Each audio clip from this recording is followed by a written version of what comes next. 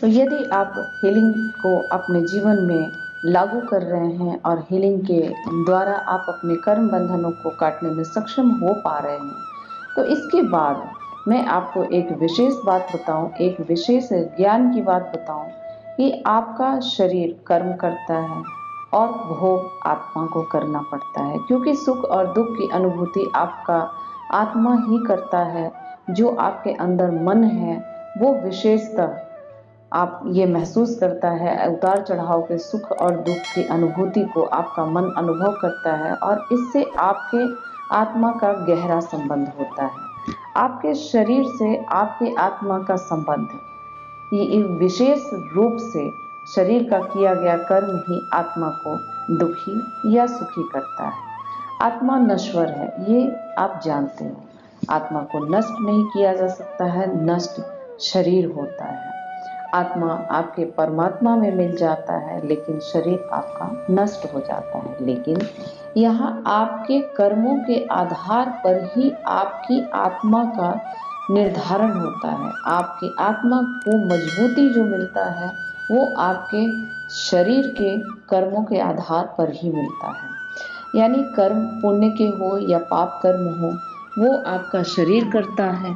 जो दुख उसके कारण पैदा होता है, जो उसके कारण दुख भोगता है, वो आपका शरीर भोगता है, लेकिन अपनी छाप आत्मा पे छोड़ करके जाता है, जिसके कारण आपका आत्मा कमजोर होता है। कमजोर आत्मा वाले लोग हमेशा दुखदाई होते हैं। जिनकी आत्मा कमजोर है या जिन्होंने अपनी आत्मा को मजबूती देने के लिए कोई प्रयास नहीं किया, वो सदा दुखी रहेंगे। और ये मैं आपको दावे के साथ कह सकती हूँ कि ऐसी आत्मा जो कमजोरी का शिकार हो जाती है, जो आत्मा कमजोर हो जाती है, वो अगला शरीर भी यदि धारण करते हैं तो वो कमजोरी का ही धारण करते हैं। यानी उनका आत्मा उस शरीर दूसरे शरीर में भी कमजोर ही होता है, जिसके कारण वो दुख भोगते हैं। उनका शरीर फिर दुखी होता है, उनकी आत्मा फिर दुखी होती है।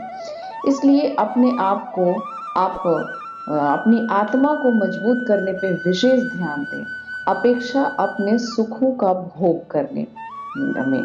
जो आप सुखों को भोग करने में अपना समय नष्ट करते हैं, उतना समय आप अपने आत्मा को मजबूत करने में, मजबूती देने में लगाएं।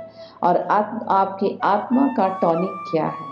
आपकी आत्मा का टॉनिक है ध्यान।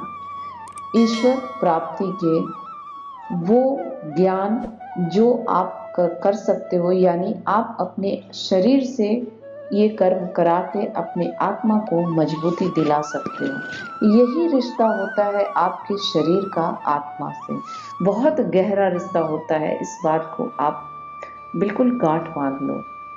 अपने शरीर से आप ऐसे कर्म कराओ कि आपके आत्मा को मजबूती मिले।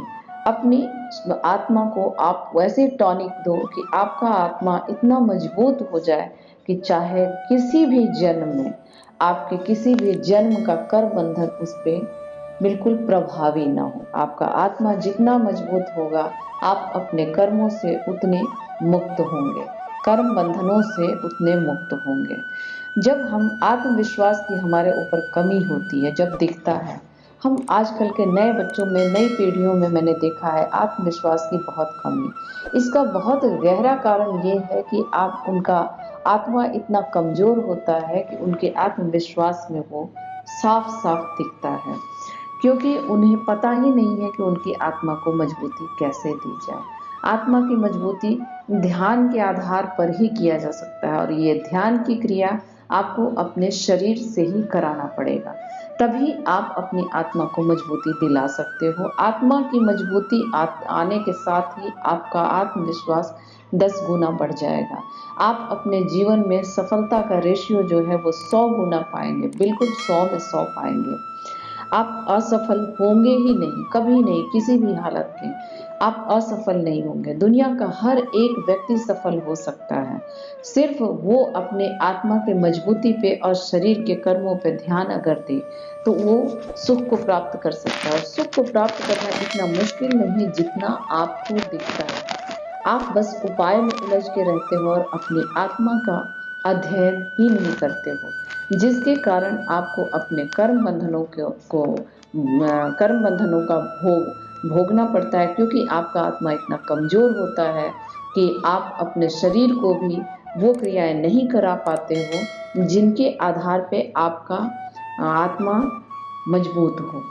अगले वीडियो में मैं आपको बताऊंगी विशेष आत्मा को कैसे मजबूती दिलाने के लिए आप कैसे सक्षम हो करके अपने शरीर से वो क्रियाएं करवाओ कि आपका आत्मा बिल्कुल मजबूत हो और मजबूती के साथ उन हर कर्मों को आपके शरीर को कर्मों को आपका शरीर भोगे कि सुख की प्राप्ति हो। और जब सुख की प्राप्ति होगी तो आत्मा ऐसे ही आपका बहुत बलवान हो जाएगा।